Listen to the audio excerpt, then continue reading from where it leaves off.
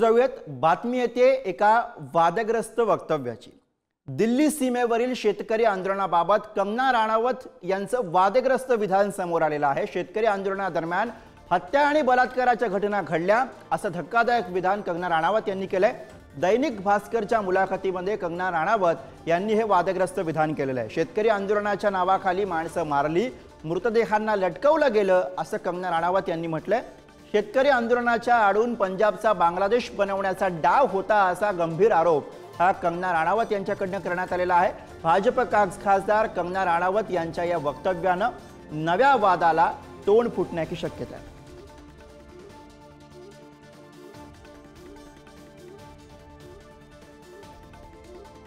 तर भाजपच्या खासदार कंगना राणावत यांचं पुन्हा एकदा शेतकरी आंदोलनावरनं हे गंभीर विधान, वादग्रस्त असं विधान। त्यामुळे आता या विधानावरनं कशा प्रतिक्रिया राजकीय वर्तुळामधून उमटतात हे पाहणं महत्त्वाचं असेल।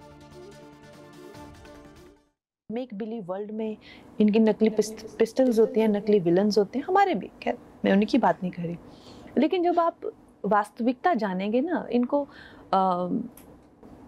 आई थिंक एक इनको वास्तविकता पता नहीं है, बड़े ही एक सॉफ्ट वर्ल्ड में रहते हैं।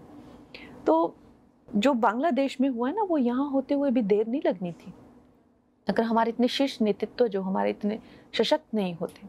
यहाँ पे जब फार्मर्स प्रोटेस्ट हुए, वहाँ पे लाशें लटकी थी, वहाँ पे रेप हो रहे थे, और जब वो किसानों के हितकारी बिल जो वापस लिए गए थे तो पूरा देश जो है वो चौंक गया था। और वो किसान आज भी वहाँ बैठे हुए, उन्होंने कभी सोचा ही नहीं ये बिल वापस होगा। वो बड़ी लंबी प्लानिंग थी जैसे बांग्लादेश में हुई है। तो इस तरह के षड्यंत्र, और आपको क्या लगता है किसानों, चाइना, अमेरिका, इस तरह की जो विदेशी जो शक्तियां हैं वो यहाँ काम कर रही हैं। तर कंगना राणावत यांचे वक्तव्य समोर आणि याच विषयी आपण अधिक बोलूया। प्रतिनिधी धनंजय दळवी सध्या आपल्या सोबत आहेत। धनंजय, कंगना राणावत यांनी पुन्हा एकदा शेतकरी आंदोलनावरनं हे वादग्रस्त विधान केलेलं आहे। यापूर्वी सुद्धा अशा पद्धतीची विधानं शेतकरी आंदोलनावरनं कंगना राणावत यांची समोर आलेली होती, मात्र आता भाजपच्या खासदार असताना त्यांनी षडयंत्राचा आरोप केलेला आहे आणि त्यामुळे स्वाभाविक आहे की यावर त्याच्या राजकीय प्रतिक्रिया येणार आहेत। गुरु, कंगना राणावत यांनी नेहमीच जी वक्तव्य केली त्यावरून वाद हा होताना पाहायला मिळालेलाच आहे। आता तर त्या खासदार झाल्यानंतरही त्यांनी शेतकरी आंदोलनादरम्यान जे आहे ते वक्तव्य केलेलं आहे आणि त्यामध्ये असं त्यांनी म्हटलेलं पाहायला मिळते की शेतकरी आंदोलनादरम्यान हत्या आणि त्याचबरोबर बलात्काराच्या घटना ज्या आहेत त्या घडल्या। केंद्र सरकार जे आहे ते मजबूत होतं, त्यामुळे ज्या आहेत त्या घटना रोखता आल्या आणि महत्त्वाचं म्हणजे जे 3 कृषी कायदे होते ते मागे घेतले। केंद्र सरकार हे मजबूत होते, त्यामुळेच हे सगळं झालं।